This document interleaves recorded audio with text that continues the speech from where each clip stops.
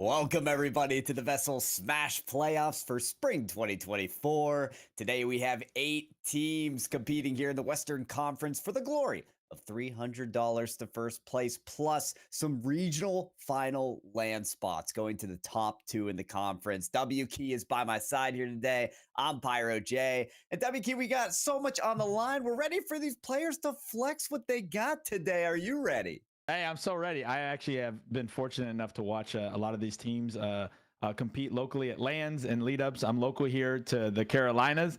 And so I've seen probably some of these players compete from the Panther Stadium now to just increased heights here. Money on the line. Man, my high school self is always jealous watching these competitions.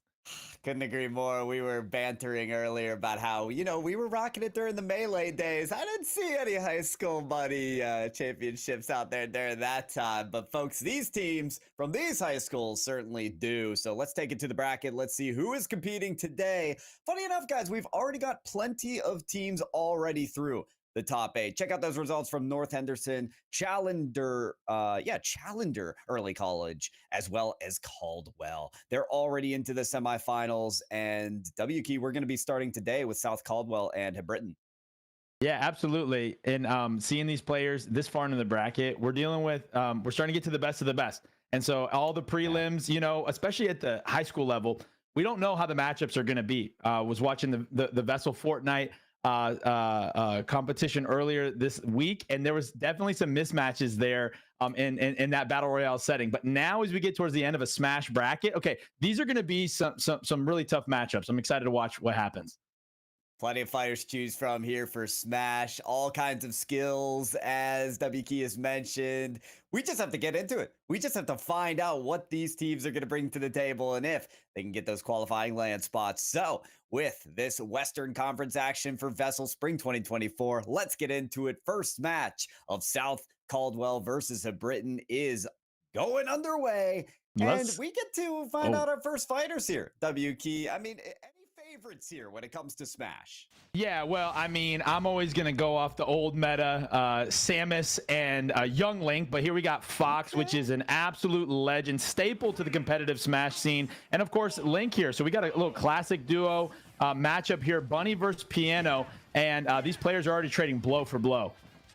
I mean, John, your name is W Key Rush, and I feel like that's what we're gonna see today out of Bunny. That's the mantra for Fox. Take the fight to them, dodge where it's needed, but you can already see that center stage presence proven by Bunny, being batted away by Piano. Piano trying to get some of those range attacks in, but you can see Bunny closing that gap as quickly as they can. Yeah, absolutely. Link's going to have the sword with the range there, going to have the boomerang, and of course the bow. But Fox is going to try to close that gap time after time with his increased mobility. But right now, it's looking like Bunny is absolutely up against the ropes here. Going to be real key. Which player goes down first? And Piano takes the early lead here as Bunny is down 1 stock. Piano says, you want to move quick? That's fine. How about you move quickly off this stage? Real nice and quick. First stock down and out. And I'll tell you what, already these first stocks racking up some serious damage, over 100 apiece, which you expect from these higher level high school players, right? They're not going to get knocked out quickly. They're here to play. Absolutely. And I know what it's like, as do you, when you're playing in a competitive setting. It's so different than even playing in sweaty lobbies. Your palms are absolutely just moist with anticipation here. And Piano is showing some great composure here as he's going toe for toe here. It doesn't get much closer than this right here. Two lives each left for these champions, but Bunny is starting to make a statement here, letting Link know, hey man, this is not a safe place for you. Yeah, I'm really loving some of the combo attacks in the air. Tried following it up with a charge smash, which didn't necessarily connect. But I think we'll continue to see Piano get juggled up in the air, have to land on some of those top platforms where Bunny likes to see Piano. Bunny likes to get those air combos more in order to rack up the damage. That being said, that damage has been racked up. That comeback, if you want to call it, for the damage differential has leaned in their favor, but now Bunny in a really rough spot, has to recover. And there's the up air out of the map. Stock advantage still there for Piano. Yeah, absolutely. And whenever the players are both about high damage, it's anyone's game here. Bunny with the quick response. Huge there. And what Link was going to try to do there is rack up some big damage coming off of that death there. But Bunny said, no, we're equaling the scores right now. And man, it does not get any closer than this. Bunny and Piano right here, neck and neck. I love that this match has met expectations. This is the 4 and the 5 seed in the Western Conference here for VESL. They couldn't be more close. It's about who can clutch up, who can wipe that sweat off their hands and really attack and get the combos to go. Piano, there's nowhere to go, but right back to Fox. Lays them out of the stage, connects again on one, and Bunny, you've got to be careful closing this gap and getting the attacks to go, because that sword's got range. Piano for the first map. Oh my goodness. And that is absolutely what we love to see out of the fighting game community. The finishes in these fighting games are absolutely impeccable there. You saw the animation, Super Smash Ultimates letting you know, hey, we're built for this kind of competition, and it ends the match with some serious flair. I love what they added to the game to get that slow-mo dramatic effort. It's like when they added the Vine booth. 3, 2, 1, go! Emphasis on the ball. You gotta emphasize that is there for Piano. I can't see the 1 on the scoreboard quite yet, but that scoreboard, that's where we're gonna see those scores updated. Piano, if they win on this match, that is gonna be the first game soft Caldwell as we continue to the next play. Yeah, this is Piano trying to get that momentum. Hasn't quite found it yet. Yeah, absolutely. For everyone who may be tuning in for the first time, this is the best of 3 here between these two schools. So all we've got to do is just see a simple 2-0 score and an absolute game over for the opponent here. But plenty of time resetting on a new map, same characters, very common for fighting games like this. That these guys are going to stay on the same characters. They probably put more hours into these individual characters than most people are putting into almost anything in life. In a quick exhibition of that skill as Fox sends Link absolutely packing.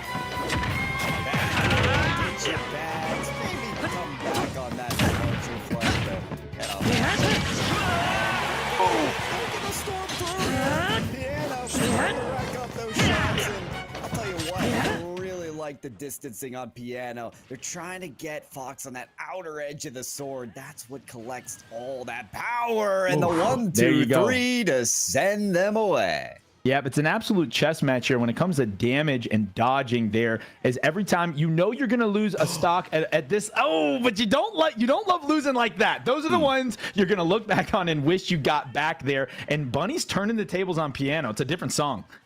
Tell you what, having Gaston Smash here for VESL over the past couple weeks, there's been plenty of SDs and mistakes like that, but we're in playoffs, right? Very little room for error. Those mistakes will be punished again and again. Bunny now at a steep advantage for that.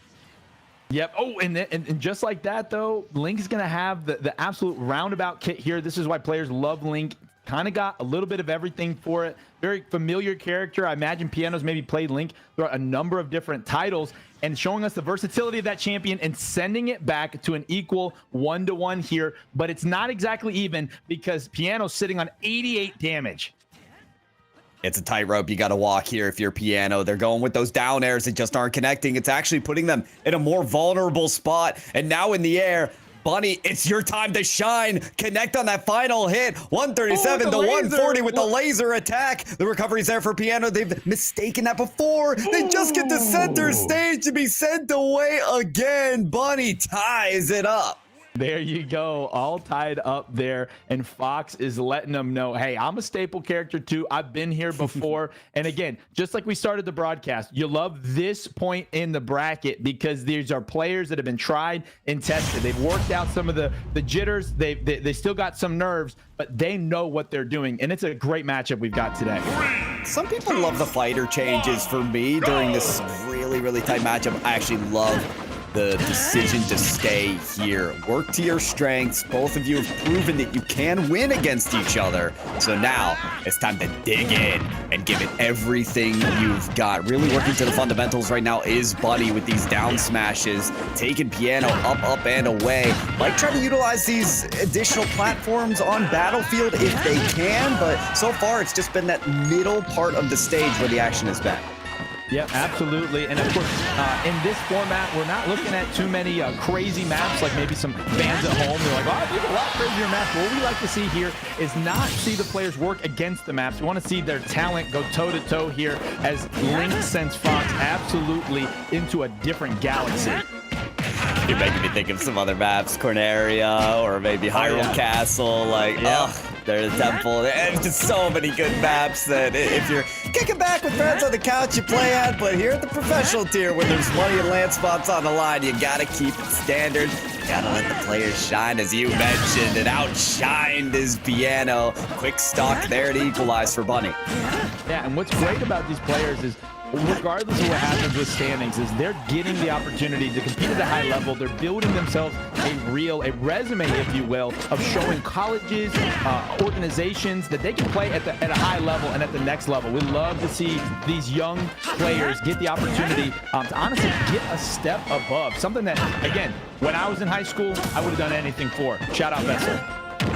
Big shout out, VESL, for giving us the platform here to showcase the skills of these high school players, and every platform being utilized now, as I talked about earlier. Wasn't sure how much these top platforms would be used, but as damage increases and as these attacks gain more range on their victims, you have no choice but to use some of those upper platforms in the boundary reach by Bunny. Yeah, so Link's going to try to do as much damage. I'm probably going to try to stay away here, and Fox is going to try to send this stock out of the... See, Link had an opportunity there to get an advantage, but now it's absolutely dead even.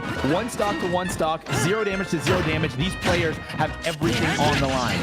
Would we have it any other way here? I don't think so. Oh, I don't know about that. There, Bunny on the side B lands right in front of Piano just to allow to work up some more damage. Bunny on those recovery mechanics has to be more careful when enacting upon them. Oh, top air attacks there. Piano drops down and sends the sword. The boomerang connects as well. Bunny in some trouble. Yeah, great recovery there. But Bunny's still very much so up against the wall. He's going to have to keep doing what he's doing, which is evading. And oh my gosh, that was a little bit of luck right there. I don't know. He's praying to somebody. But Bunny is going to have to hop around like a little rabbit, dodging, dipping, diving for his life. Because if that Link sword hits one more time, it's sayonara for the Star Fox. Oh, it feels like we're delaying the inevitable, but there we go. Up to 81 for Piano. They're trying to get some range attacks here so they can maybe psych out a combo or something, but Bunny says, fine, we'll play with range. I'll send out my laser. Yep, every attack that they can here. Slider does connect. There's another connection on the same attack. They're going to go for it again. The over-A's are working elegantly here. Bunny drops down into the sword, and that'll be the delivering blow for Piano. Oh, it was almost a fairy tale ending there. Fox did so well. Bunny held on and fought very, very well. But that Link longsword, it was just too much to overcome.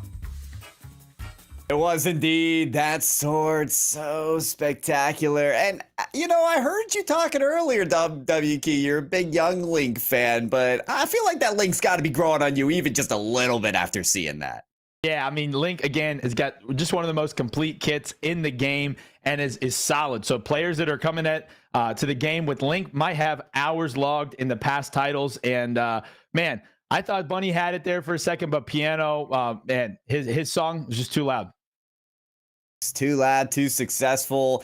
And here we see the Fox from Hibriten. I mean, man, I feel like that's a Fox that we could see in multiple stages still through this bracket, but we won't. That is the fall of Hibriten. South Caldwell moves on with that victory. Congratulations again to those players, because that was quite the fiesta. But we've got more partying to do, folks. Our top 4 locked in, and our finals still to be said. So, from myself, Pyro J, and WK to my side, we'll be right back with more after this break.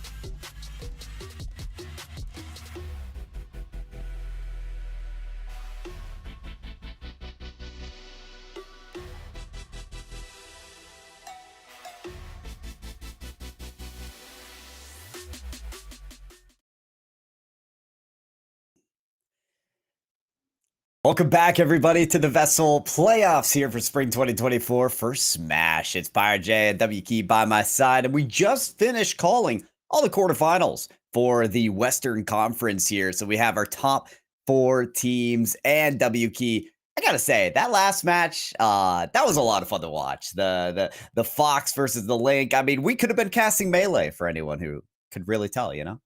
Yeah, that's a shout out to all the boomers watching, and then those who are casted. Love Ultimate's done well though. I think of all the game iterations from Melee, it seems to be the one that the community has just absolutely rallied around. It seems to encompass the best parts of the old game with the best parts of the new game. And I'm sure even by saying that, Pyro, I made some people mad. Okay.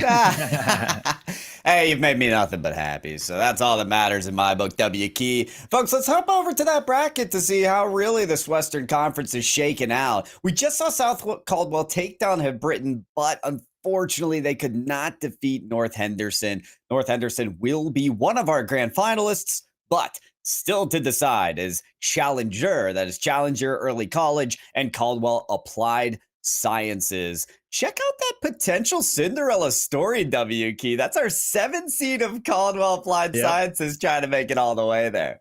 Yep, absolutely. So winner of this next matchup, they're going to the grand finals.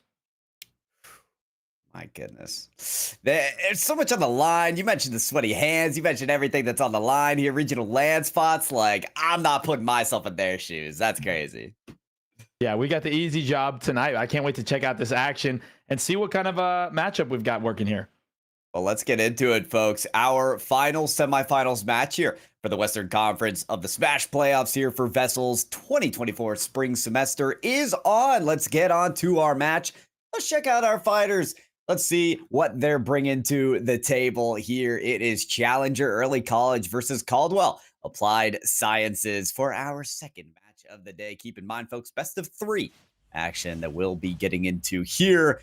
And let's see it. The Samus versus the Little Mac, who you have to play in a very specific way. I'm excited to see what we're going to witness here. Yeah, Little Mac, by and large, considered a kind of off-meta character here in the game. And so this Fetetra obviously put many hours into this character here against an absolutely legendary legacy character like Samus. Oh, and the unfortunate fall there. Not expecting that to see at this level, this far into the bracket. But Little Mac's going to have to really overcome that deficit because he started off strong against Samus here, but Samus is absolutely piling on the damage here using the range melee combination, just like Link. These classic characters, Pyro, just seem to have a kit that's kind of unfair.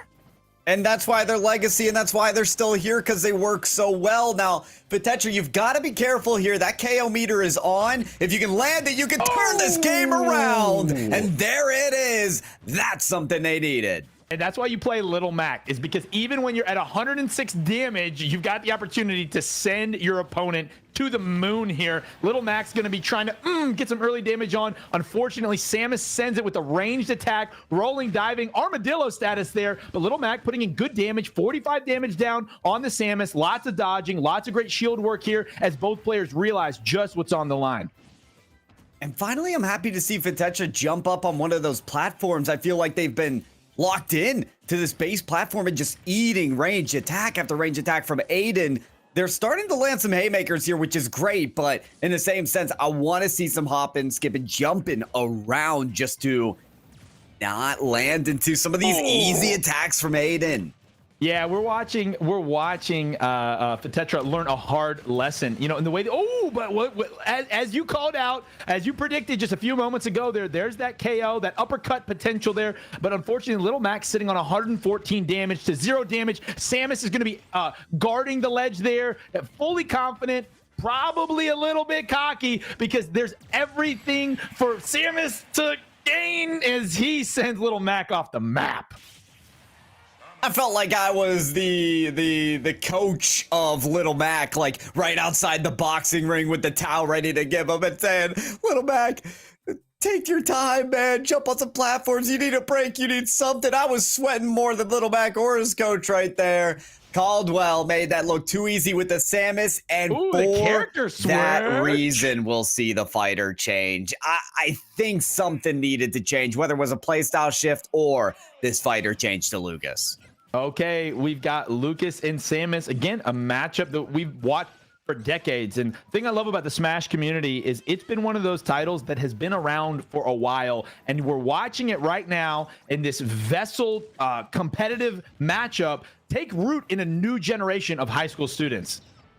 It's to them to define a new generation, or maybe just iterate on it. And I don't mind at all seeing Lucas versus Samus. We're starting to see some counterplays towards the Samus character. For instance, they're dodging these beams really well. Could maybe even absorb the energy from them. Either way, Lucas traversing all of this platform. That's an attempt, but it's not going to absorb that missile. Yeah, and Lucas is going to have a better mobility here. Is going to have a lot more options. But this Samus, Aiden is absolutely, I don't think we've talked enough about how Aiden is not just utilizing the kit of Samus, but he's hitting shots, okay? This is not a FPS. This is not Counter-Strike. This is not Siege. This is Smash, and yet we've got a sharpshooter. You really do. Hitting the mark on their target. Talk about a bullseye after a bullseye. Aiden marks down their sights, lays aim, and lays out Lucas. The Fetetra pick. We are looking at Challenger EC taking early advantage potentially in this best of three set. Lucas, great defense there. Just tied it up right there. 0-0-2 stock. Lucas is trying to claw his way back for his school. Good on Lucas, and that's what's needed from Fetetra. Dodges there as well as the air attack. Trying to even take the fight to Aiden on the edge. So hardly even edge guarding, edge attacking, just going straight at it here. I love this from Lucas, the aggressiveness. Oh, Fetetra almost gets an unfortunate death, just like in round number 1 here. But I feel like Fetetra's trying to get Samus to jump over the edge, kind of like he did in round number 1 here, to get an easy stock back there. Lucas looking good here, 39 damage to the 74. Samus has got to be on the edge here. Ooh, Aiden, great response there, pushing Lucas to the edge. But I think Lucas is going to bring out that big bat and swing away at Samus. That bat can be so effective here. We're starting to see some repeat efforts from Aiden as well. The missile into the beam, just like that. And so there it comes again. And I really want to see from Fetetra them dodge the first one and then absorb the damage from the beam. They're just trying to stay on the stage at this point. We slow-mo through the shield. The PK fire into the kick off the stage. Can they complete the effort? No, Aiden stays alive. Oh, Samus absolutely using every piece of his kit there. Aiden knows how to play this character, but Fetetra's obviously more comfortable in this matchup with Lucas here. We're seeing a different move out of this player. Fetetra goes down, but got Samus up to high stock here. High damage here is going to be looking to try to close it out, but Fetetra's getting sloppy here. Oh, yeah, it's time to really connect on these combos and start to make Aiden feel the pressure. But between the ranged attacks, Fetetra's going to be the one to come out on top. Yes, we have got ourselves a matchup here. 48 damage down for Lucas. But what Fetetra showed us is that even up against a hard situation, his movement really kicks in. There's something about Fetetra that he seems to play better at higher damage. And so even though it's absolutely improbable that Samus is going to walk away here as the loser, I somehow have placed my hope in the wrong character. I believed. Sometimes we're rewarded for our beliefs, and other times, well, we're punished. And there you go, folks. Challenger EC going to be the first ones to take a point on the board as we transition to our new fighters. Braden Kuhn is on our Byleth as we have Ye on the Jigglypuff trying to bring Caldwell back into this best of 3. Yeah, absolutely. We've got a completely kind of different matchup here as we watch two characters that are going to play very differently than what we just watched here. But we're watching Braden play pretty aggressive at a different level here. Pretty aggressive, and listen, Ye is kind of like that balloon that you can just bat around here on Battlefield, and that's kind of what Byleth is doing with this sword and the ranged lance combo. You've got so much range on some of these melee attacks that they're going to take advantage of. And Ye, as they kind of swing and slide across this platform, trying to get these ranged aerial attacks on target. Some of them just aren't connecting the way that they want them to. Yeah, and Ye's really got to close this out. What you don't want to be is down 2 stock. There's just something so debilitating about somebody being able to take 2 lives off of you when you haven't taken even one of them. I really think Ye, the whole match might be wrapped up in these next 10 seconds here.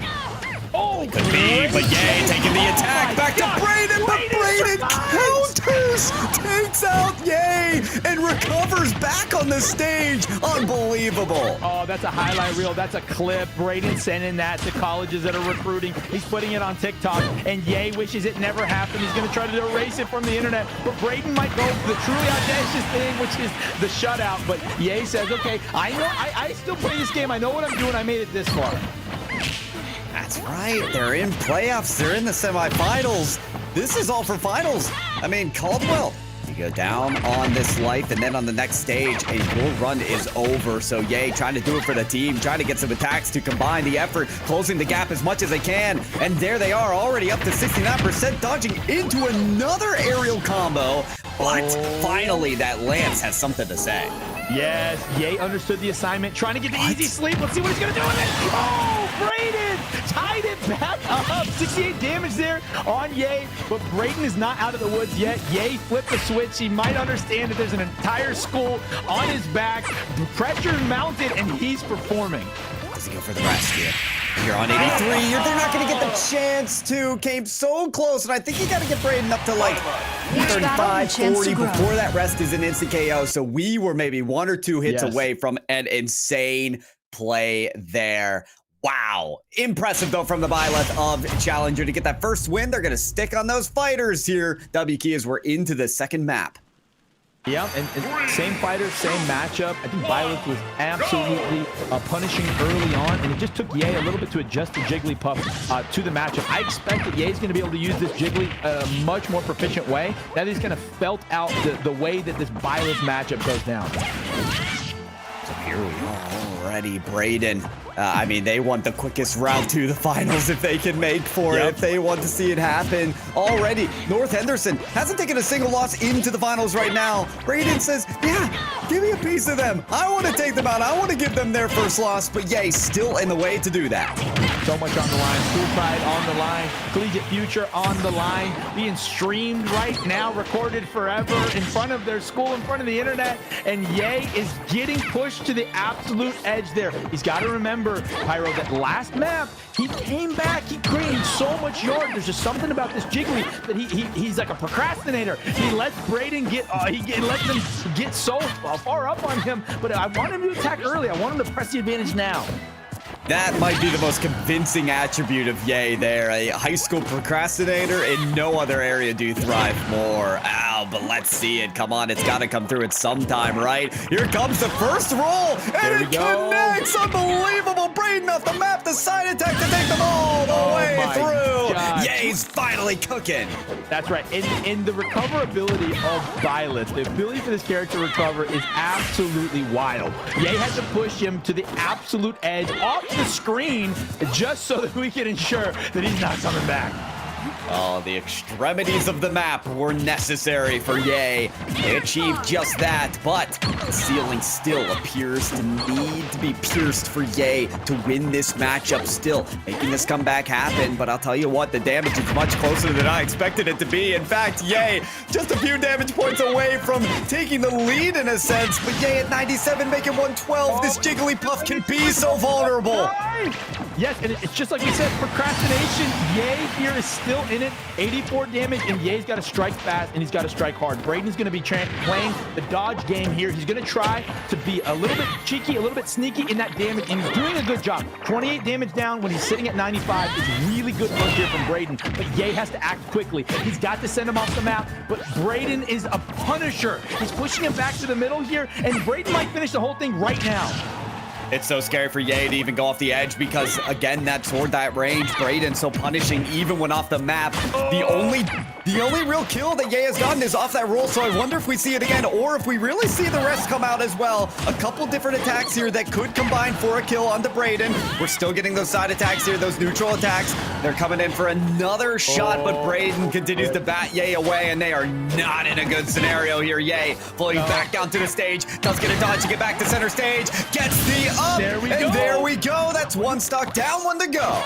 All right, they're going to be trying to use this mobility to stay alive. Maybe play a little different of a game here, cat and mouse, but Braden knows that he is moments away, strikes away from ending this Jigglypuff's life, and Jiggly just won't leave yet. Ye trying to be cheeky on the edge here. I wonder if he tries to sleep him and send him off. I don't know what his play is here, but I know he's got to be running for his life.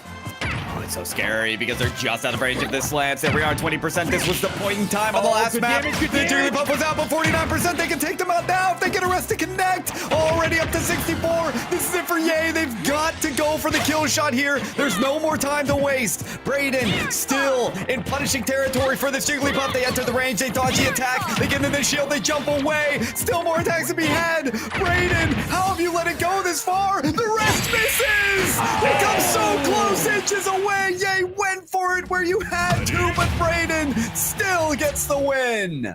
Oh my goodness, that Braden absolutely playing out of his mind. Ye there just didn't get started early enough here, and unfortunately though, Braden might have to deal with Ye a little bit more. It appears so. I didn't expect these two to take the stage again, but I'll tell you what, W-Key, I'm not hating it, okay? This has been a pretty fun matchup to watch, and I feel like Ye learning more and more about how to diff this Byleth. Like, okay, map 3, let's go to it. Yeah, and these players seem to play in the complete opposite style. Braden playing so well early on. Ye heating up later in the game. They both play so well off of each other that I honestly can't predict how any match is going. Obviously, Braden's come on out on top so many different times, but I don't know what Ye's gonna do here. It's all the options, right? I mean, they've showcased to Braden that so many ways that they can make this game work. Oh man, it's a do or die special, that rest, and sadly, Ye has not connected on it today. Oh my gosh, yeah, it's very interesting to not only just look at the gameplay of these players, Pyro, but thinking about the psychology behind it. Is what's going in their mind, their emotions, what's going through Ye's mind when he's a little hesitant early on, not able to put it together, but then something about him gets really defiant, and he's able to put together a last-minute run, but just too little, too late. Time and time again here, Braden just was the better player. That's really how it has been, and Braden still trying to get these attacks to go here, holding the center stage. No platforms above them to really worry about. At this point, Ye, though, that offstage presence has been immaculate, taking the fight over to Braden, getting that first stock down, certainly when they needed to. Yep, Braden just, at this point, knows what Ye's gonna do. Ye might have showed every bag in his bag of tricks, every trick in his bag of tricks here, and Braden just maybe, okay, as I say that, Ye, see, this defiant procrastinator, Ye almost knows when he's improbable, and he performs his best when it's absolutely impossible. See, and you're right, because every trick has been shown, but at what efficiency can you execute on it? How does the implementation actually come to form? And those air attacks combining were nearly beautiful from Ye, and manages to push Braden all the way to the edge, take them out. Braden says, you know what? I don't like being off the stage anymore. I think I'm going to stay on the stage as much as I can. Hey, with other ideas, though, goes in for the kill shot again, but it's a quick recovery from Braden.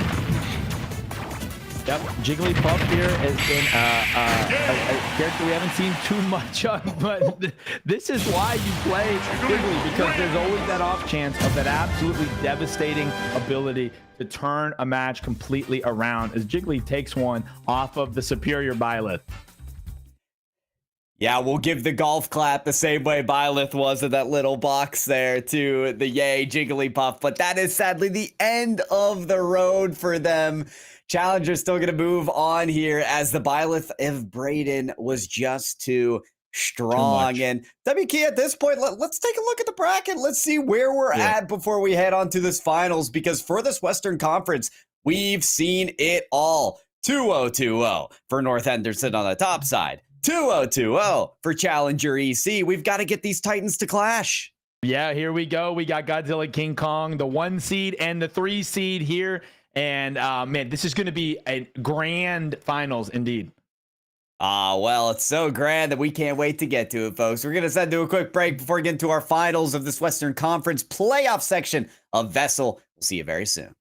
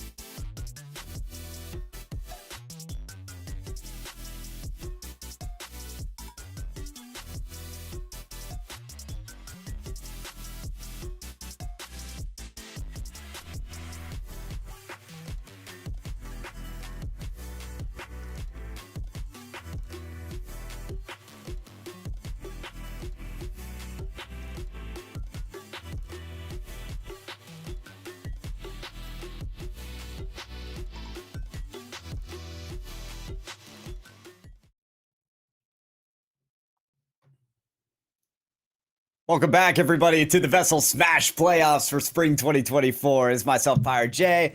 I'm over here with WQ. We're getting amped up. We're getting ready for the finals of the playoffs here. Two teams have already punched their ticket to the regional LAN. And now, WQ, it's time to find out who the big winner is. Yeah, that's right. And shout out to anyone who's tuning in now to watch their school, their student, their friend play representing North Henderson and Challenger EC. Two undefeated teams, absolute titans here.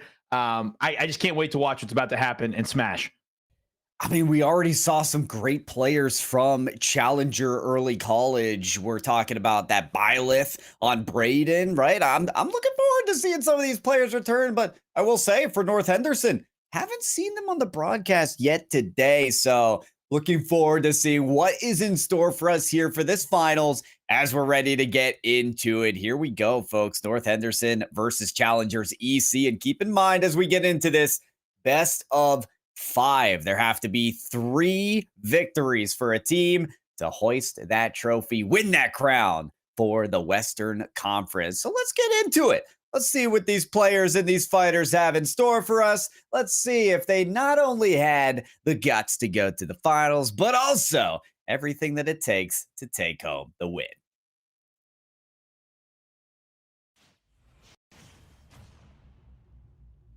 Booyah, baby. We are into it. Samus for Aiden. The K-roll coming out for North Henderson. I'm looking forward to this. Yep, and if you've been on the broadcast so far, you've seen Aiden do some serious work with that Samus, and he's starting off strong, but it might be a little bit of a caster's curse there, as Aiden with the uncharacteristic mishap here, 3 seed getting a little bit nervous against the yet-to-be-seen 1st seed from North Henderson. It's gotta be nerves. That's all I can chalk it up to, because uncharacteristic is exactly the way to describe it. Aiden has been nothing but flawless on these recoveries from the Samus, and there early on a mistake. But I'll tell you this, WK, if you're gonna make a mistake, might as well make it early just to get out of the way. Absolutely, and he's recovering great here, looking to almost even out the map, which is going to be a big loss for Kitsune here, representing North Henderson. Anytime you see an opponent fall off the map like that at very low damage, it is a huge boon here. But the reflection back into Aiden. Kitsune jumping up back, makes it onto the ledge here, but Samus is going to use that full kit there to send him packing here. Kitsune timing it out here. Oh, the reversal as Kitsune is sending Samus packing. The counters are unbelievable right now from Kitsune. We've seen the belly armor come out from the projectiles that Aiden wants to send out. Then we see the counters as well. Finally, the cannonball's gonna come out, but is it enough to relinquish Aiden from the map again? Not quite. The evening out on the stocks will occur, but obviously Aiden has had some serious damage done. Kitsune holds that lead. A mile away. Aiden had an opportunity here, Pyro, and he unfortunately did not capitalize on it. But here he's starting off strong here, 0-0, but the stock is different. Aiden's gonna have to really beat up this guy Kitsune here to get an even match and even have any hope of getting out of this first round as the victor. It's like a double-edged sword here, because Kitsune is such a huge target for these projectiles, but also has that belly armor. Mistook the belly armor on that front there. Untimely there for Kitsune. Now back on the edge. Dodging the grab, but not this grab. Here comes the throw. Down off the ground. Where's the combo? It comes into the missile. Looking for yet another missile and gets it. The belly armor just can't be well timed for Kitsune. And they're out of here. Evens it up. This is what Aiden, he corrected his mistakes. This is a sign of a great competitor right here. Is Aiden in the same match, Pyro, took his mistake and he turned it into a masterpiece. And he's literally looking down the barrel of an even match that started off absolutely not in his favor. So much work has been done here for Aiden, as you mentioned, to even make it this close. And from Kitsune's perspective, what do you do to get your advantage back? Trying to knock down on this belly shots, but one will actually send Aiden up to the above platform there. Aiden dodging, shielding, sending out the missile, but nothing will connect. Kitsune up the stage. There's the air attack. Kitsune, you've got to find some grounding here. Recovery is great on the vertical path from Kitsune. That's right, and neither of these teams have tasted defeat at all, so they almost don't even know what it's like to be in this position here, but one of them is going to know what it's like to lose a round, and then we're going to see the character of these players as we prevail into a best-of-5 series between these two massively successful schools here. Kitsune looking like he's up against the ropes here, but we've seen this before. Aiden has been up on damage before, but Kitsune, with the amazing protection kit of this cruel character, is looking to turn it around. Tell you what, Kitsune has charged in with these belly attacks and gone for the grabs, but missed so many of them. Tries to throw out the belly armor. Again, that recovery is unbelievable from K-Roll. Can invest in some of those attacks, but will still manage to be alive. Dodges the missile, but not the beam. Jumps right back into it. That bread and butter from Aiden. From the missile to the beam. Strikes once again for the first win. That's right. And we've been seeing this happen from Samus's since the early 2000s. You see the range, you see the missile, and like you called it, you see the beam here. And Kitsune going to be making a little bit of a switch up here as in a little bit. And we're watching this matchup go back to back here. And I don't know. This is a dead even heat here, but I'm really favoring Aiden because I think he's got Kitsune a little bit shaken. I think they do as well, but the number one seed is the number one seed for a reason, right? And Kitsune, with this belly armor, with these counterplays, can start to read Aiden better and better as the map goes. I wouldn't be surprised for Kitsune to play more for the counter than to charge in and reduce the space between the two fighters and start to really make Aiden rethink their strategy.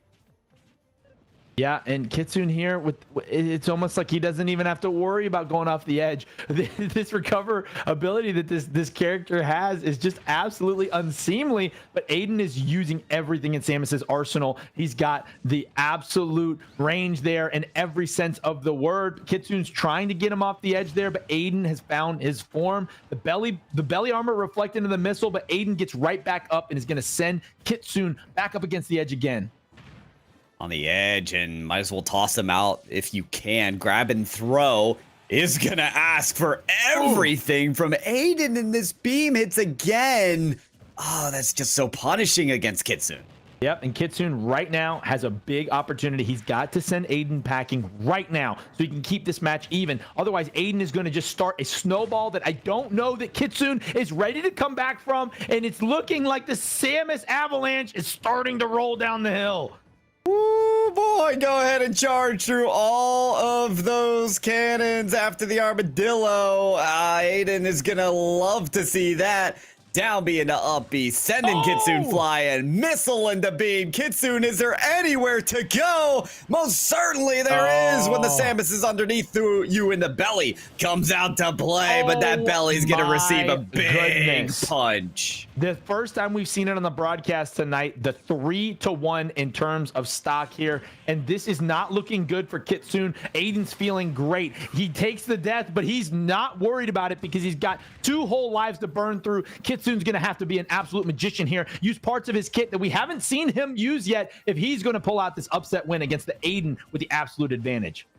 Totally agree. Something unique needs to be seen from Kitsune. Crown's going to be tossed, and you could say that's one big change that we've seen from Kitsune. The ranged attacks rivaling that of the missile and the beam from Samus has looked pretty good, but Aiden says I'm more than just my projectiles. I can charge in at any time. Gets some A attacks there as Kitsune lays down the belly once again, tries to get the down smash, can't quite connect. Grab's gonna miss, as well as the shield's gonna block charge attack. No one can get their hit to really go here until Kitsune receives the beam. Yeah, Aiden was pixels away from a huge mistake there, but he's recovering nicely. Kitsune playing with composure. Again, the 1 seed for a reason, but I don't know if Kitsune has what it takes to overcome this kind of deficit, but he evens it up on the stock count, but he's a breath away from getting sent to a different galaxy, and just like that, Samus is going to land the huge hit, the big animation, but Kitsune almost comes crashing back. The absolute edge of what that character is capable of in terms of recovery, and Samus is unstoppable.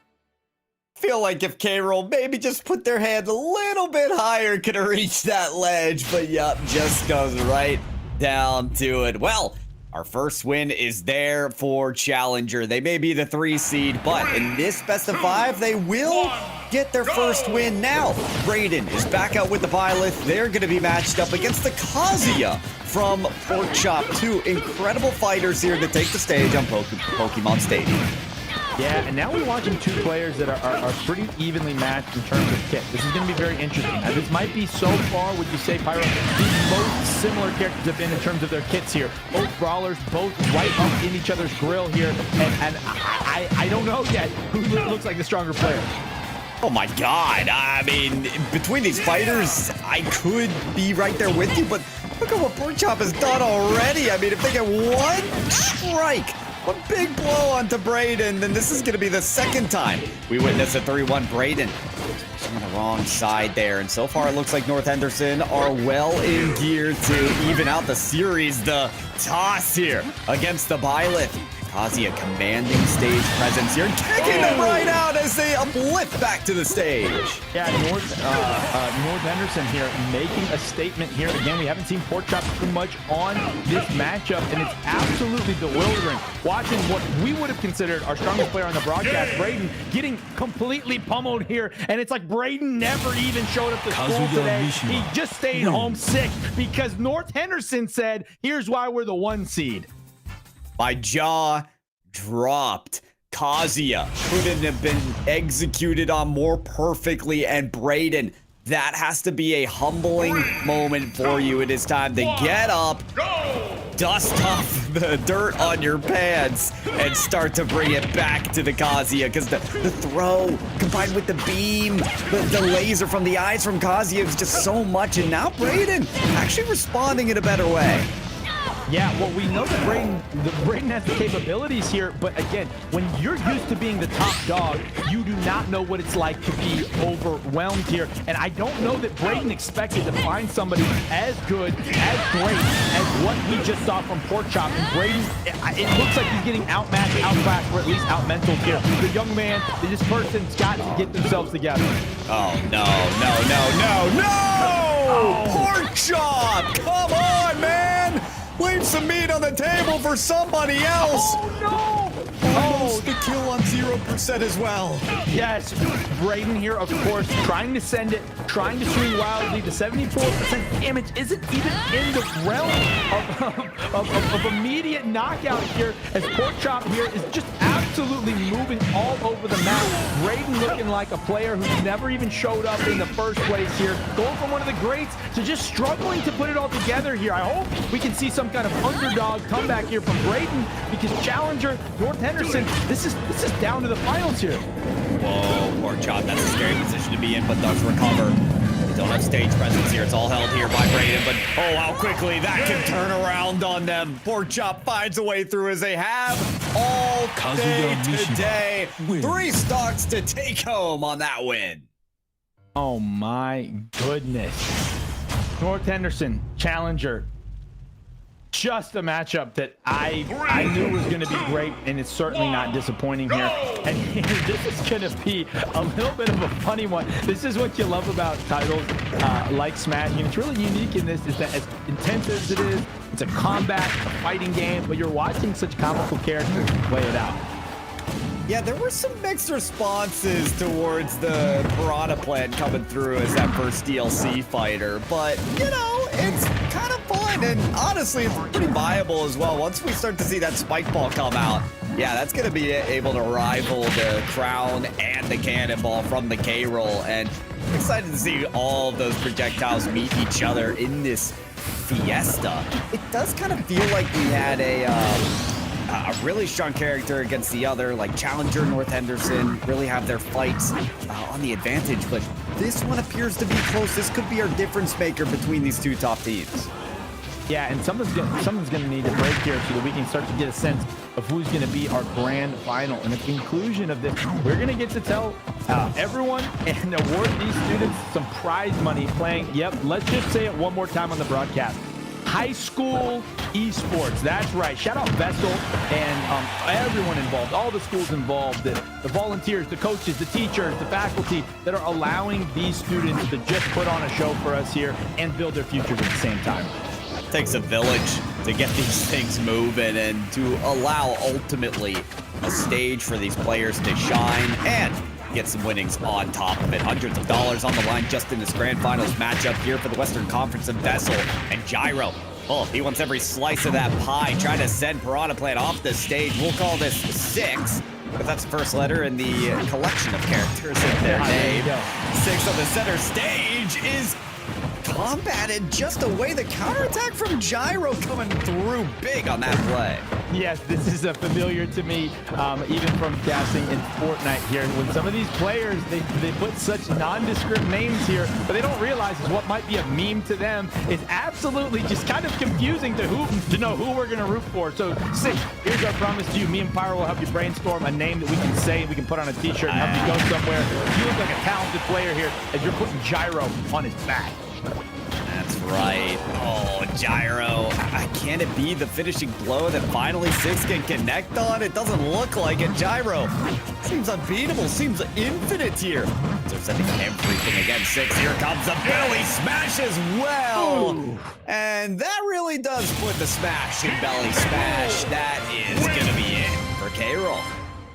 Yeah, K-Roll here, first win there on the big-bellied, armored character here, and we are just absolutely seeing these players with a new kind of fire. I love it. I love it. Let's see some more of it, I say. Gyro with the 1-0 lead against this PD Piranha Plant. Both on 0% here at the very beginning of it. And sort of seems to be the way of K-Roll so far, just to lead their team all the way to the high school. But again, this grand final is best of 5. Even if Challenger win this one, they're gonna have to win another on those first 2 players. I just think this best of 5 creates so many interesting narratives. Yeah, absolutely. And the thing about a best of 3 is you can let the momentum get away with you. And at a best of 5, though, you have the ability. This is where it really puts the emotional and mental fortitude of players on the line and teams on the line here. Best of 3, you can get caught up in the momentum. You can get an easy emotional win here. You can just run away with it. But a best of 5 is going to show which team, which players have the endurance to finish it.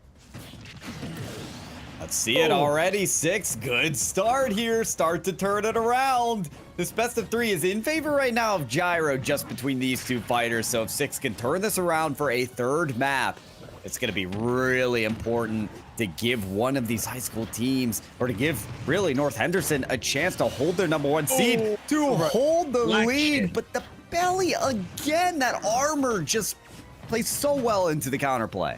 Yep, and this is so interesting with these fighting games in Smash, being a 1v1, but still a team sport. It reminds me of wrestling, where when you're watching these players have to represent a team, everyone's watching, and your team can't help you. You can't help anyone but yourself. And so Six feels the pressure of not only his school, not only themselves, but knowing that their teammates are watching them, and if they don't bring it through, no matter what their teammates did, it's kind of for nothing.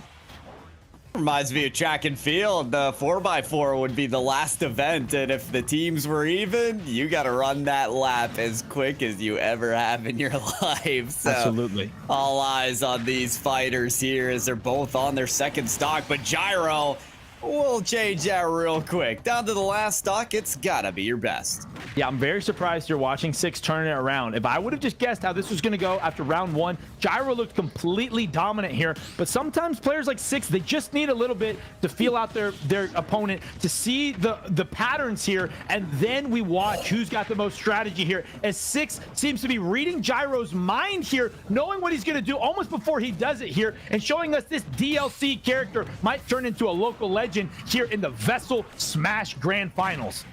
We're really seeing which metal ball is better here. The cannonball or the spike ball. Both keep showing their presence here as each one doesn't want to close the gap completely between the other. The crown thrown by Gyro will not meet their target. And on their escalation back up to the map, does meet the spike ball. Here it comes again. Gyro able to avoid it. Gets center stage. Crown tossed. PD Piranha Plant can avoid the crown, but not the cannonball. And now they have to play edge guard against Gyro. Gyro cannot keep them quite off the stage. And Six having a hard time of getting something to go. They're really cornered at the edge of the stage and finding a hard way to just get out of there. Gyro has really turned this around, and it's been completely necessary. They're still down a stock.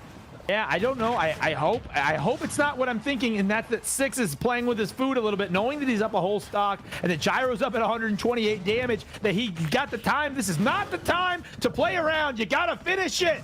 Six needs to send this crocodile packing quickly. Oh, eventually it'll come. You just think it will. The grab, the toss, the combo! Spike bomb for the win. PD Piranha Plant evens it out. Oh my goodness. Piranha Plant, the nameless foliage there with a bad attitude and a bigger bite, is sending K-Rool back into an uneasy position here, as both of these schools have the opportunity to score some points here in a moment.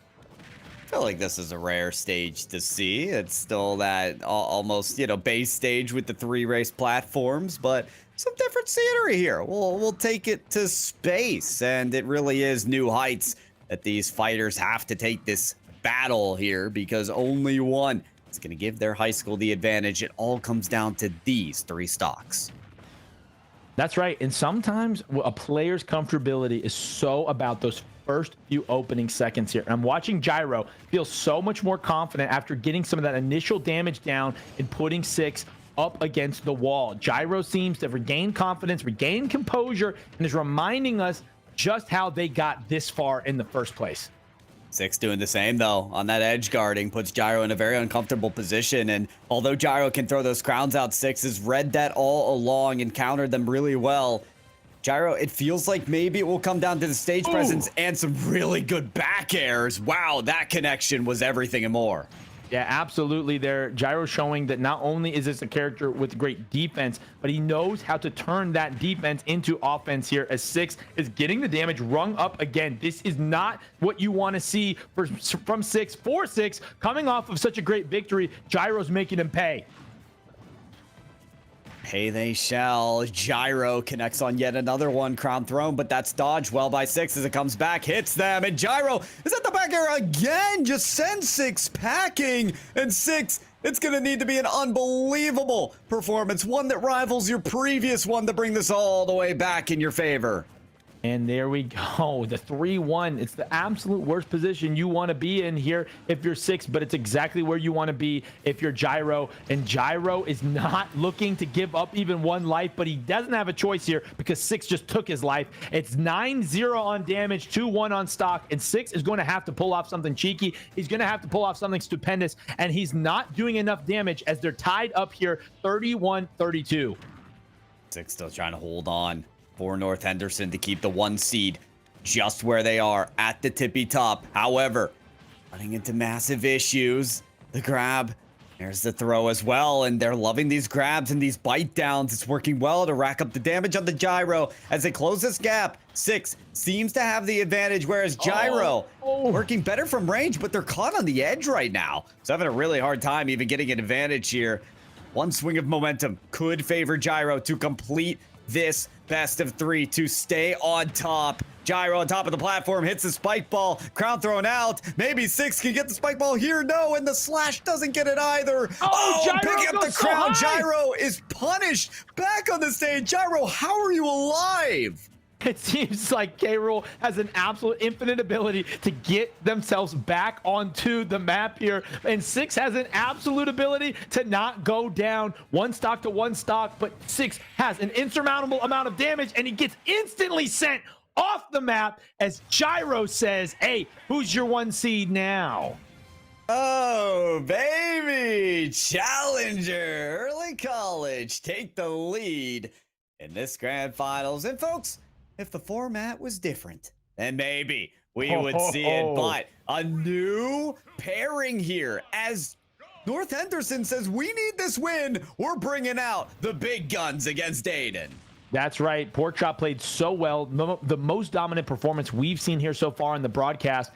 But Aiden on this Samus has not ever given themselves a little bit of any chance that they were going to falter here. And this Samus, if I was going to put anyone up against the dominating performance of Porkchop, I'm putting my money on Aiden and this Samus. This is a matchup that we had to have. Even if we didn't get it, I'd call these high schools back up and I'd say, I want Porkchop, I want Aiden, put him on FD right now. I want to see this matchup. So here we go. Porkchop is really being tested by Aiden, and it's great to see Akazuya challenged on a ranged attacker like Aiden. Here's the missile and the beam combo. There we go. The over attack. Aiden taking down Porkchop. It really is just seems so unfair. Samus's kit her ability to dodge, her ability to minimize her profile, her ability to use not one, but multiple different ranged attacks there. And as the ranged attacks go out, Aiden is doing such a good job following it up with the close range melee ability there. Porkchop is going to have to use those big hits to send him home so that they can have an equal footing here. Great moves from Porkchop there. I like that he only allowed 31 damage here. This is feeling like a little bit of an even fight again. It really is, and one of the greatest strengths of Porkchop to keep this fight very even is the combos. If Porkchop can allow themselves to close the gap between them and Aiden and start to get the punch, kick down, that is exactly what fended away their opposition last time. And here we go. Here come the punches. Here come the air attacks. Aiden in a tough spot here, a bit vulnerable on the edge. Oh! You can't be hanging off the ledge. You're going to get Mufasa'd. Oh my, Porkchop doing what needs to be done here to try to take the lead again in this match. But Aiden is going to try to send that 95 damage up into the high heavens. But Porkchop with the great damage, huge hits there, putting Aiden up to 44% damage. Porkchop might just run away with this. Chop on the ledge, dodging the beam, closing the gap. Missile does connect, and that's going to assist Aiden, but, oh, it just won't be enough. Oh. Slap him on the screen, and that's the last you'll see him. Aiden out of there as the Kazuya reigns true for Porkchop. It absolutely seemed to come out of nowhere, Pyro. It just seemed like moments ago we were singing Aiden's praises as the true challenger up against Porkchop, and just before our eyes, we watched Samus and Aiden get scraped off of the map. 1, go! That's the scariest thing here for Aiden in this matchup. Think of how well it started here for Aiden as well as it is right here. Porkchop just staring at them with those death eyes saying, go ahead, send that beam and just wait for what's to come. That's right. Porkchop knows what the strengths are now. Has found a way to get on the inside of that overwhelming ranged attack of Samus and is making Aiden pay. Aiden's going to have to come up with something different, Pyro. I don't know what he's going to do, but what got him here is not going to get him the victory. He's going to have to switch it up. I think Aiden's focus has been attack. How do I get damage on this Porkchop and how do I get the kill? Right now it needs to be about defense because when they get stuck in those combos like they are right now from Porkchop, how do you get out? How do you evade? How do you stop the tidal wave of momentum forming for Porkchop so that you don't get stuck in this KO combo? Yes, the only part about being a ranged favored character is when you're at range. But Porkchop has been closing the gap here and has been challenging the challenger and is making Aiden wish maybe he had a Link Longsword or some other kit because Samus's dukes are just not enough to withstand Porkchop's punishing blows. Not whatsoever. Here comes a couple missiles. And they do find themselves on the Porkchop. Aiden trying to get some combos to go now. Range there. So Porkchop off the stage, but Aiden interestingly not deciding to close the gap and trying to get the finishing blow there. Beam charge. Porkchop, bringing it in. There's the grab and the kill once again. This Porkchop has just the ability to have these come from behind victories here. And you know what I think is motivating him, Pyro? It's that scoreboard. It's the 1 seed being down. They are not used to this. They've never even felt what this feels like. And they don't like it, and they don't want to stay here. And I think Aiden is feeling the full fury of a Porkchop who does not want to taste defeat, not even once. They brought out the big guns of Porkchop, and Porkchop said, I'm going to show you exactly why I'm the big guns. I'm not afraid to be in this position. I'm not sweating on the bench, waiting to come out. No, I'm the starter. I will be on the stage and holding it down. I'm not only the starter on this team, I'm the finisher, Aiden, and I'm going to finish you on Pokemon Stadium. Oh my, Aiden is getting pummeled here. What I appreciate about Aiden is he's never stopped fighting. The odds look insurmountable, and those last 2 maps were just absolutely brutal for Aiden, but he's still fighting, he's still believing, holding on, and we've seen crazier things happen in the world of esports, but unfortunately, Porkchop says, I don't believe in miracles, I believe in me, and he's gonna send the challenger back on to the lobby. Is there any antidote to the Kazuya? That is something to still be decided, but Not today. It's time for our final matchup between Challenger Early College, North Henderson. We can only crown one, and the crown will meet the stage here from Gyro, repping Challenger Early College, but it's up to 6 to hold it down for North Henderson.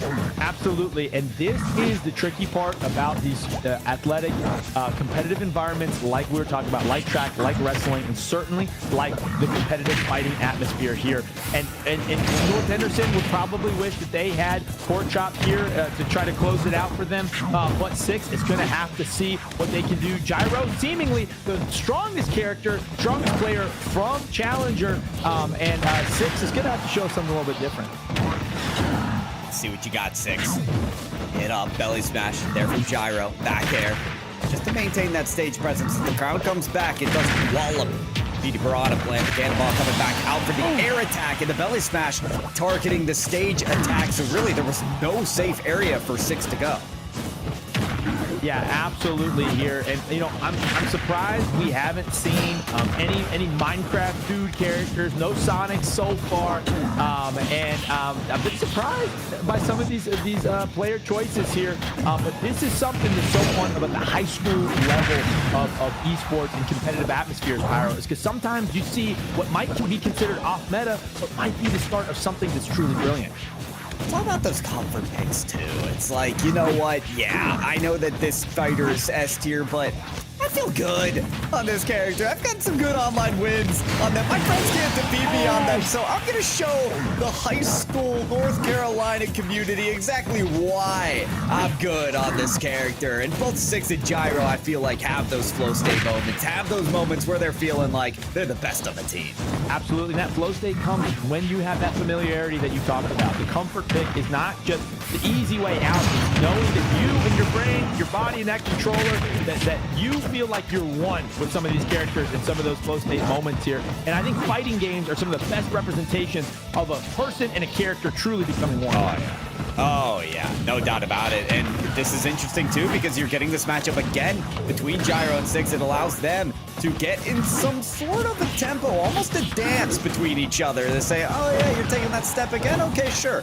Let's take that step. You want stage control here, 6? Gyro says, that's fine. I'll recover from the depths of this map, get back on the stage, and work right back at you.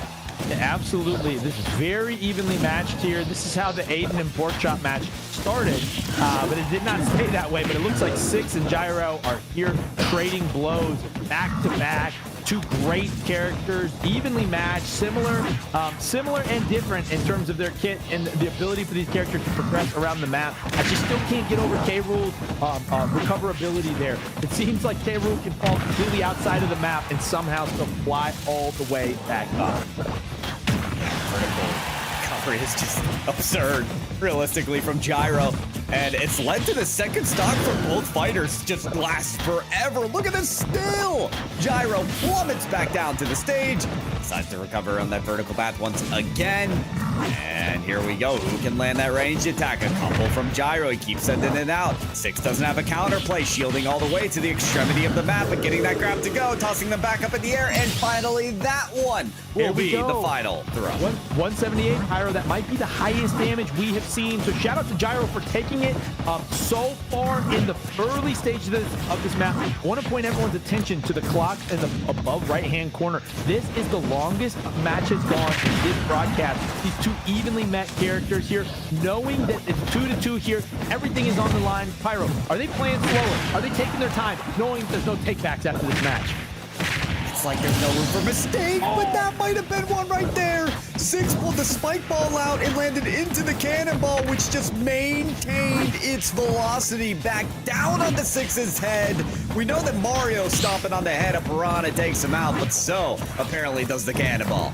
This is what is so punishing about Smash compared to other games. If it's a round of Valorant, if you have a bad round, you got at least a buy phase to get your head straight. You've got some time to take a deep breath, but 6 is having to compensate for that absolutely soul-crushing mistake and get right back into the fight. It's a huge mental hurdle sometimes for players to overcome their own failures in the midst of getting pummeled by a superior opponent.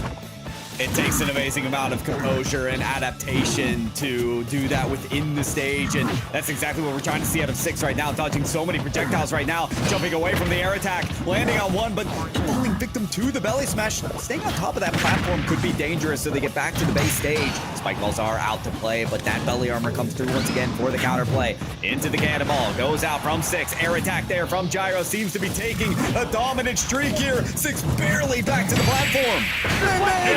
Oh! That'll do it! Gyro gives them the first win in his final best of 3. Big advantage for K-Roll. That's right. So in our final conclusion here, 2-2 against the schools here. And now we are seeing Gyro take the 1-0 lead here, which means that this Crocodile, this King, is only just 1 win away from taking the top spot. Challenger. That is all it takes for Challenger Early College to get this win of the Western Conference. The underdog against the top seed of North Henderson. Can they do it here? So much on the line. So much pressure against Gyro. And they're not working well under it either. PD Piranha playing edge guarding well. Taking an aggressive composition. Knocking Gyro off the stage. Gyro able to recover though. Oh, 6 is absolutely following into the same pattern of building an advantage and throwing it away. He's so great at getting that early damage, that early lead here. Okay, but he's listening to us. He might have us in his ears because 6 knows I'm not going to fall back into the same pattern. I'm trying to be a champion. It's like, okay, all right, fine, I got you. That's fine, I'll get the combos, I'll get the air combos, I'll make sure Gyro does not have the counterplay against me. I'll make sure I will not fall victim to that belly armor, and I'll tell you what, 6, you're racking up the damage. You are playing like the entire tournament is on the line here. Gyro, is there any way out here? Dodging the spike ball, back to the stage. Air dodges through it, but 6 has the counterplay. Oh, great movement there from 6, feigning to jump off the edge there, and he's gonna bait. Gyro back up, they both get back up onto the map here. 2 players with absolutely insane recoveries here, and we're seeing Gyro sitting at 188 damage, but splat goes the King Cruel there as Gyro is down 3 stocks to 1. 6 has been enabled, activated, employed on this stage. I cannot believe it, and will be benefited by a win here, will be paid out. First place getting $300 here between these 2 teams. And they lock in Gyro. Oh, there's so much distance to cover here. You at least need a win condition for yourself if you lose this one and need to find the win in the next map. Gyro's giving it everything they have. Oh my, sitting at 185 there, still in the map. Gyro trying to just close this out so he can at least get down to 1 stock to 2, and he's able to do it here. Gyro, we're going to see here if he has the ability to close it out here against all odds, putting in great damage here on 6, punishing this plant for being a little bit of a nuisance here. He says, I got some weed killer squirt. Here we go. Oh, but it won't die. Keeps sprouting right back up. 6 takes a blow into the air, sends it back down. There's a grab in the throw, which has been huge here from 6. Not afraid to cover that distance. Spike ball doesn't allow Gyro to recover, but on the up B, 6 finds themselves in that hit zone of the recovery. Gyro back to the stage here. Everything to play for. Cannonball out. Oh, and 6 falls right into it. Crowd is there. 6 with the spike ball. But these recoveries, I gotta tell you, W. Keith, they're ridiculous. How are they out of the zone and still back on the stage? Absolutely. I would have fallen off and never returned multiple times in their scenario here. But Gyro's doing a great job staying composed, knows that even though the odds are stacked against him, that if he is able to get 6 off this map just twice more, the $300, the grand finals of the North Carolina VESL Smash Western Conference is his to have. But 6 says, I remember what it's like to win, and I'm going to start doing that. Can't believe it. The first 2 rounds between these high school teams, we didn't even see 6 or the K-Roll here, and now this is it. Challenger Early College, North Henderson. This is your final stage. The winner is your champion of the Western Conference for VESL Smash. Oh, these players are absolutely feeling the pressure here. it comes down to a 2-2 and a best of 5 and a 1-1 and the best of 3. It cannot get any closer than this. 56 damage, 3 lives. 53 damage, 3 lives here. This plant versus this powerful crocodile. I don't even know what to predict, Pyro, because it is too close to call. And that's the kind of matchup you asked for. I wouldn't dare predict either. Oh, but the crown throw. Wow, did leave Gyro vulnerable there for a moment. Look at Six just hop between platforms here, almost trolling in a sense here from right to left, right to left. And Gyro says, you come down here, you little plant. Come here where I can hit you. Oh, Six says, I'll come over there, but not in the way that you're hoping for. Yes, these players are so evenly matched here, but somehow Six is pulling ahead. Earlier in the broadcast, we commented on how we felt Six was the weaker member of a very strong team, but Six is proving just how he gets to the end of a bracket here. What he might lack in strength, he keeps up for, and being a stubborn plant who will not go away. My goodness, Gyro can't get away from the spike ball. It's a permanent nuisance. And then when they do get through it, Six has the counterplay ready. Finally, Gyro's gotten them off the stage. You need to do work here, but then instantly allows for the recovery. Does reach them on a couple projectiles. So Gyro is gaining that confidence back. But obviously would love to take a stock here soon, because if they go down here, it's going to be 3-1 in favor of Six. Oh my goodness. Gyro's got to turn this around. Six is dancing on him. Sees the victory in sight. Sending Gyro up into the edge. He might want to do it without dying. He might try to go all the way. And it looks like that could be it here. Gyro, how are you alive 192%? With Gyro, with their back against the wall, they have performed their best, but sitting atop that platform, that's just like a silver platter sitting in front of Six. They're going to eat that all up. And against what I would have predicted, but what the bracket was already telling us, North Henderson is poised to maintain that top spot they entered into this competition with and start as the 1 seed and end as the 1st place. It would truly be the ultimate comeback if Gyro found a way against this. Belly Armor coming through, but it's just not enough. It's a pummeling from the Piranha Plant, the PD. Will it be enough? Belly comes out. Gyro sends a cannonball and tries to suck back in Six, but it's not happening. Edge guarding gets dodged. The spot job into the charged attack from Six. Wins it. North Henderson are your West Conference champions for VESL Smash. Oh man, styling on him with the Piranha Plant, and just like that, we have got our champions. Of course, props to Challenger and all the teams that competed, but Pyro, who are we gonna put the crown on? Who's getting that trophy? Ooh, take it from K-Roll and put it on North Henderson, just like that. Credit due to Six. That spot dodge into the up smash. Woo! That was one way to finish it. Credit to Challengers and their Kazuya, man. Or I think that was North Henderson, excuse me, and their Kazuya, because they got the first 2 wins for that team. And I'll tell you what, they know what they're doing. But that's what you asked for there, W Key, in the grand finals for it to go all the way to 5. Yeah, absolutely. And what a great opportunity for these young players to get the chance to compete at such a high level in such a formative space here. VESL has built something so important. North Carolina is a great place to be getting your education. And not only are you getting smarter, but you're getting a little bit stronger on the sticks.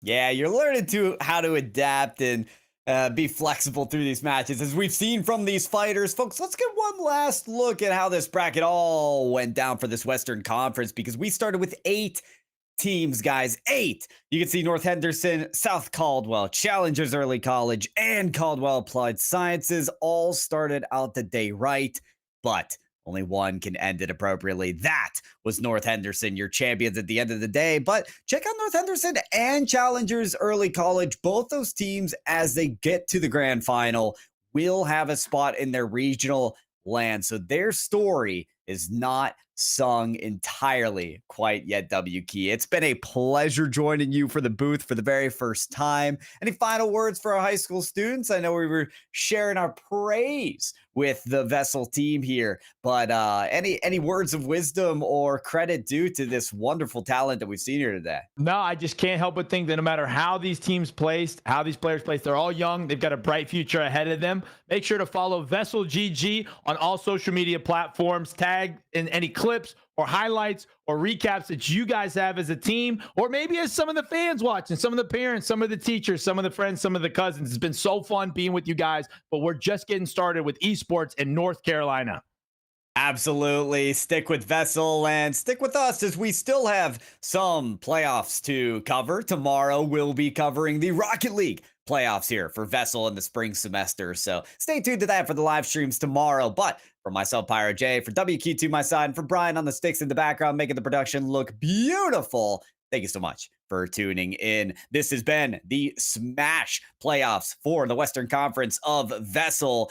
North Henderson are your champions. Folks, we'll see you next time to crown a new champion.